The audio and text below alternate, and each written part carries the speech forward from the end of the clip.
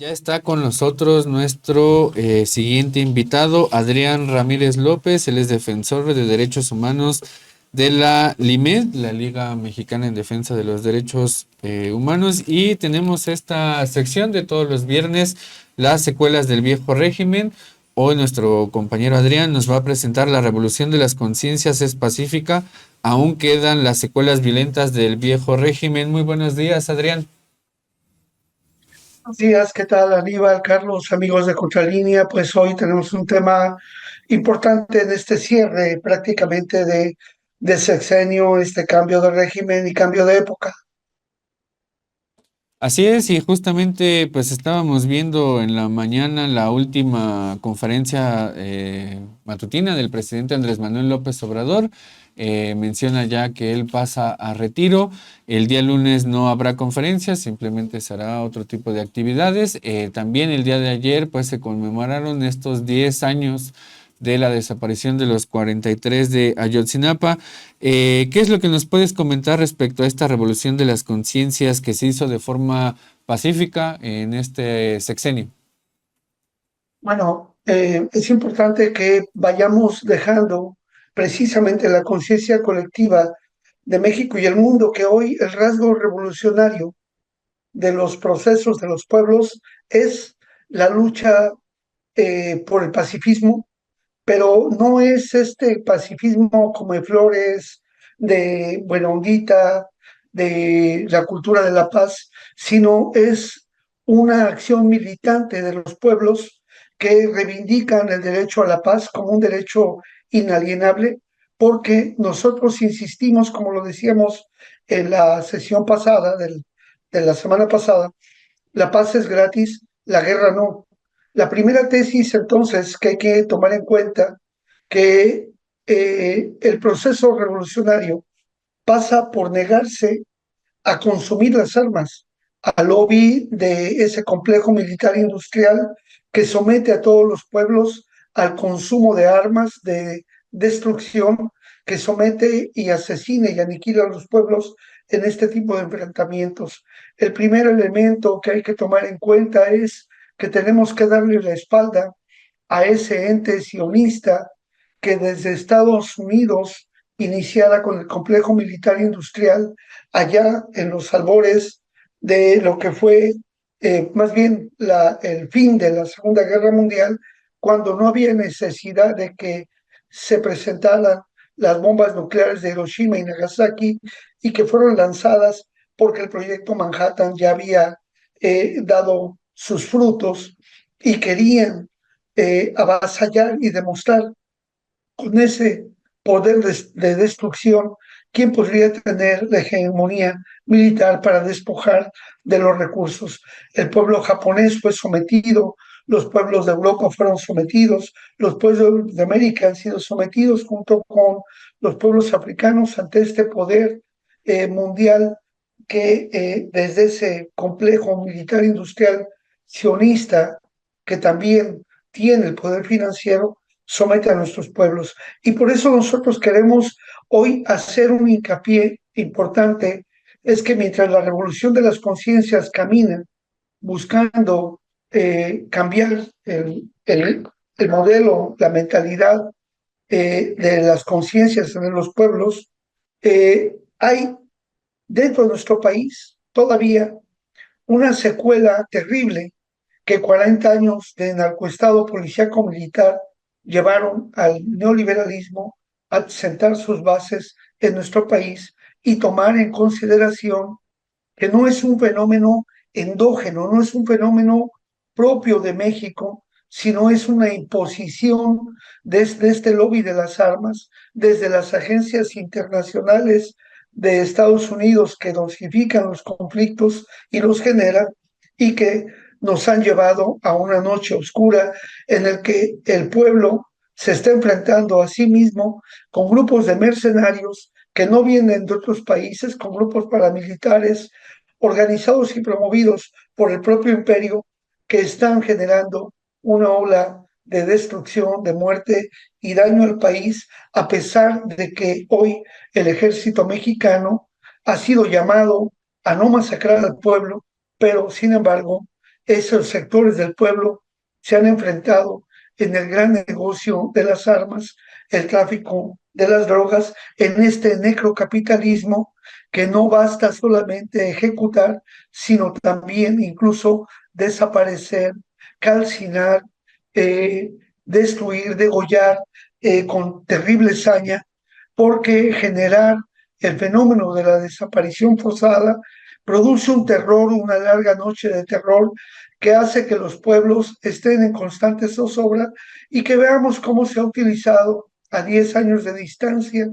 cuando los estudiantes normalistas de Ayotzinapa y el magisterio democrático se oponían a las políticas del Fondo Monetario Internacional, del Banco Mundial, para imponer las políticas de ajuste estructural en un cambio del modelo educativo de nuestro país para imponer lo que se llamaba ese régimen de competitividad y productividad que el neoliberalismo preconizó y que el magisterio democrático puso una gran cantidad de muertos, de víctimas, de presos e incluso llevados a centros de alta seguridad. Y esta noche del 26 al 27 de septiembre que produjo la desaparición de los 43 de Ayotzinapa, Aníbal, Carlos. Adrián, muchísimas gracias por esta información. Me gustaría también platicar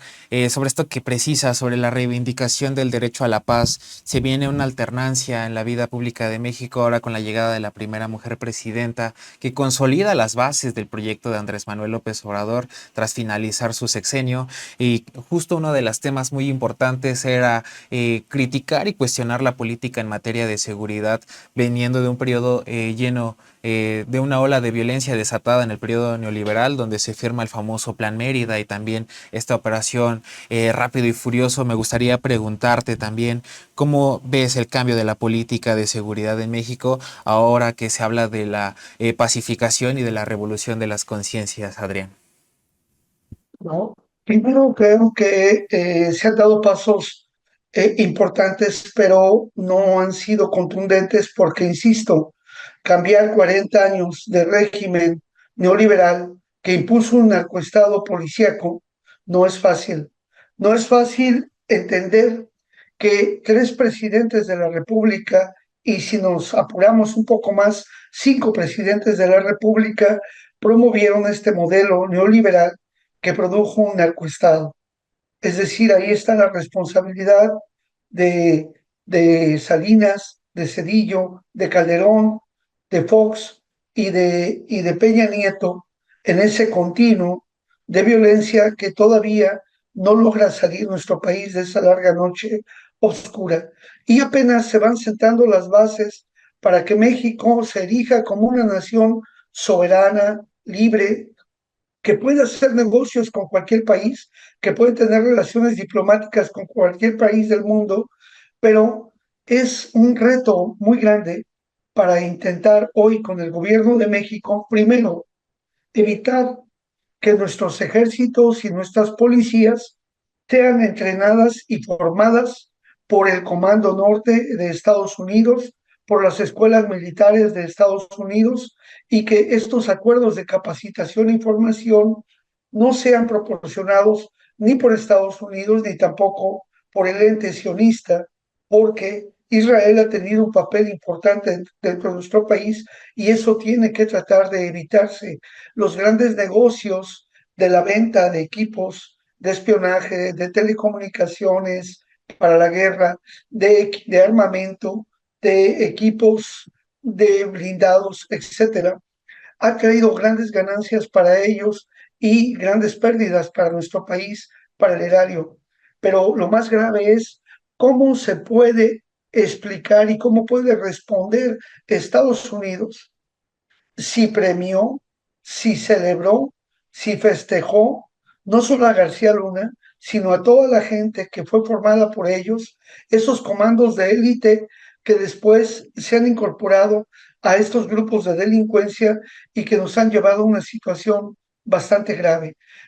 A pesar de que el Senado de la República es quien debe vigilar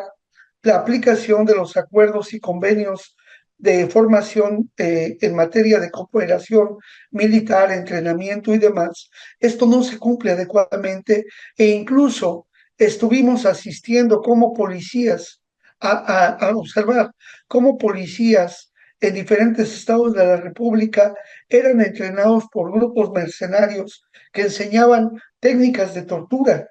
Ahí tenemos a un Delucio hoy, allá en Israel, quien era artífice y practicante de la tortura, no solo la ordenaba, sino que la presenciaba y también la ejecutaba. Y eso es lo que tenemos que tratar de salir. Todavía hace mucha falta trabajar y es el reto para el gobierno de Claudia Sheinbaum Pardo para que tome distancia en materia de cooperación militar con Estados Unidos, con el ente sionista y con otros países que violentan los derechos humanos, a pesar de que digan lo contrario, ahí están estas situaciones. Israel es un país que sigue promoviendo la tortura, que la tortura es un método de investigación lícito para ellos y de la misma manera Estados Unidos la practica de manera abierta al momento de contener manifestaciones, pero también de forma privada en las cárceles clandestinas que tiene y en las cárceles que tiene, por ejemplo, regadas en todo el planeta, como es la base de Guantánamo o las propias prisiones que tiene Estados Unidos. Por eso, en esa materia tenemos que tratar de dar la espalda y tenemos que insistirle a Estados Unidos que controle la política de drogas hacia el interior, porque no es posible que una vez que las drogas pasan la frontera de Estados Unidos, ahí estas se consumen de manera lícita. Y hay que tomar en cuenta que si bien es cierto, el consumo de drogas es considerada una enfermedad social o psicosocial y por lo tanto no debe ser criminalizada, pero entonces no se criminaliza a quienes la trafican, a quienes la distribuyen y a quienes la venden dentro de Estados Unidos. Eso es un elemento fundamental y tenemos que levantar la voz desde México junto con una gran cantidad de países para insistir en lo que está pasando en Haití, lo que pasa en Ecuador, lo que pasa en Honduras y lo que pasa en algunos otros lugares de Europa y de África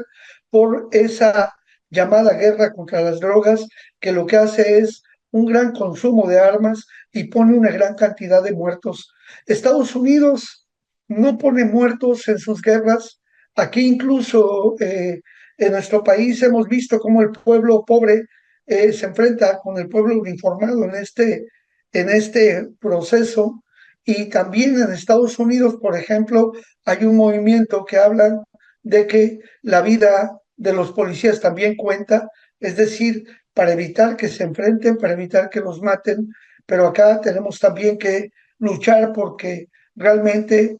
el control pacífico del modelo de drogas se controle porque lamentablemente aún en nuestro país no hemos podido salir a pesar de la vocación que ha planteado la Cuarta Transformación en este proceso pacífico de atención de las cuestiones estructurales, pero también lamentablemente hay que no olvidar que se trata de un fenómeno que viene desde fuera, que viene desde Estados Unidos y que son estas agencias las que controlan tanto el tráfico de armas como el manejo de la política de drogas a nivel mundial y esto hace que nuestro país se vea rebasado en ese sentido por las políticas transnacionales que aplican sobre todo el imperio. Así es, y justamente pues este tipo de políticas que se establecen desde Estados Unidos, que es una serie de políticas pues que no son nuevas, tienen ya bastante tiempo, ¿no? Establecidas para no ir tan atrás desde que se estableció el neoliberalismo en 1982 y se empezó a aplicar a rajatabla en este país, pues fueron avanzando este tipo de acuerdos y convenios, muchos de ellos antidemocráticos, ¿no? Ya recordábamos hace un momento el tema de la iniciativa Mérida, pero también estuvo el de la ASPAN, esta Asociación de Seguridad de América del Norte, que se estableció en 2005 y que justamente fue antidemocrática porque no pasó por ninguno de los congresos de los 3 países que la suscribieron. Y pues justamente llama mucho la atención este tipo de aspectos porque en los manuales de contrainsurgencia del gobierno estadounidense sí llegan a mencionar 2 aspectos que me parecen relevantes y que yo creo que terminan por redondear mucho de lo que estamos hablando ahora. Mencionan en estos manuales que a la par de que se establece este tipo de políticas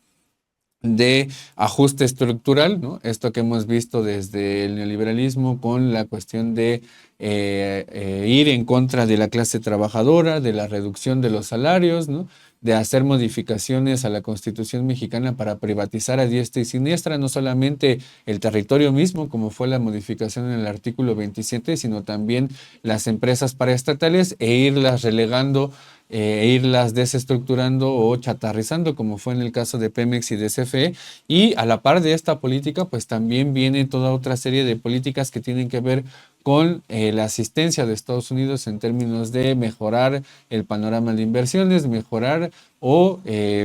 reformar al Poder Judicial y a la par hacer toda esta política de seguridad, que es lo que hemos visto. Ya nos mencionabas hace un momento, México pone los muertos, por esta parte hay todo un trasiego de drogas y por la parte de Estados Unidos pues nos venden armas, lavan dinero en los principales bancos en Estados Unidos y lo más importante, y eso es algo que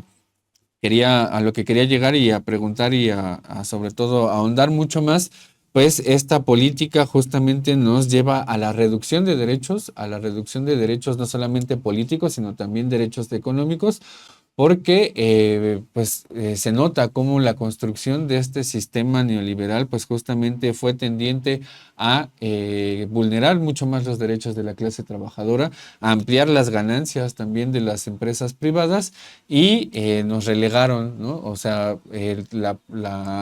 digamos, la reducción de derechos nos fue dejando cada vez más fuera. ¿Cómo podríamos explicar entonces esta combinación del establecimiento del neoliberalismo con un sistema que nos decían en el viejo régimen, pues era democrático cuando a todas luces no lo fue? ¿Cómo podríamos explicar un poquito más esta relación entre neoliberalismo y democracia? Creo que si vemos nuestra mirada hacia la Franja de Gaza, hacia el Líbano, hacia esa región donde se expanden los colonos en esa Palestina ocupada, podemos ver cómo detrás de los ataques genocidas de ese ente sionista están los intereses por quedarse con los recursos petroleros, por saquear los pueblos, por devastar sus territorios, porque lo que está detrás de la guerra es cómo despojar de la riqueza de los pueblos. Hemos visto en nuestro país cómo avanzó la minería a cielo abierto con las empresas que explotaron y explotan nuestras riquezas, porque los pueblos eran llevados a abandonar los lugares. Hemos visto cómo lo están haciendo en diferentes partes de nuestro país, saqueando los recursos y por lo tanto lo que hacen ahí es, mediante la violencia, evitar la organización social y la participación política de los pueblos para defender su territorio, para defender sus recursos, y a la par viene eso aparejado con un discurso legitimador del invasor, del colonizador, que hace creer a los pueblos que ellos van a venir a cooperar para resolver el asunto. Hemos visto cómo Estados Unidos se llena de migrantes que van huyendo de las guerras que ellos provocaron, que Estados Unidos provocó en diferentes partes del mundo, y las grandes núcleos de poblaciones de diferentes países que por oleadas, de acuerdo al conflicto, van tratando de ingresar a Estados Unidos y todas las trabas que les ponen. Pero una vez que llegan a Estados Unidos los migrantes, les hacen legitimar el régimen porque hay una pérdida de la conciencia política del fenómeno de exclusión y simplemente se viven las causas de manera acrítica, es decir, es cierto, faltan alimentos, falta producción, falta salud, faltan servicios, entonces la gente migra buscando eh, los mecanismos para poderse mantener. Nosotros hablamos de grandes núcleos de población nómada que busca las fuentes de derechos donde puedan comer, donde puedan tener seguridad, donde puedan tener protección. Y lamentablemente no es en Estados Unidos, sino que debe ser en los propios pueblos. Y por eso hoy el enfrentamiento fundamental contra la guerra debe ser que cada pueblo exija sus derechos, exija vivienda, alimentación, educación, recreación, trabajo, prestaciones en cada país, en cada pueblo, porque si los pueblos exigen, en lugar de que ese dinero se invierta en armas, en apoyos a la guerra, nos puede funcionar para mejorar las condiciones de vida. Insistimos mucho, no es posible que se esté pidiendo a los pueblos que se sangren las economías para que destinen un porcentaje de su Producto Interno Bruto para que los países miembros de la OTAN le dediquen ese dinero para que la OTAN se siga enfrentando en territorio ucraniano contra el pueblo ruso. Y de la misma manera como alimentan esa maquinaria del complejo militar industrial que está generando grandes ganancias y grandes riquezas a costa de la miseria, del genocidio del pueblo palestino, de lo que hoy ya vivimos en el Líbano, en parte de Siria, en contra de Yemen y otros conflictos que en África se están dando. Por eso el proceso revolucionario debe de llevar primero que los pueblos exijan sus derechos. Segundo, como lo hemos mencionado ya, pedirle a los gobiernos que no se permita el reclutamiento forzado de personas para llevarlo a la guerra, que el servicio militar sea opcional y no obligatorio, y que de preferencia se evite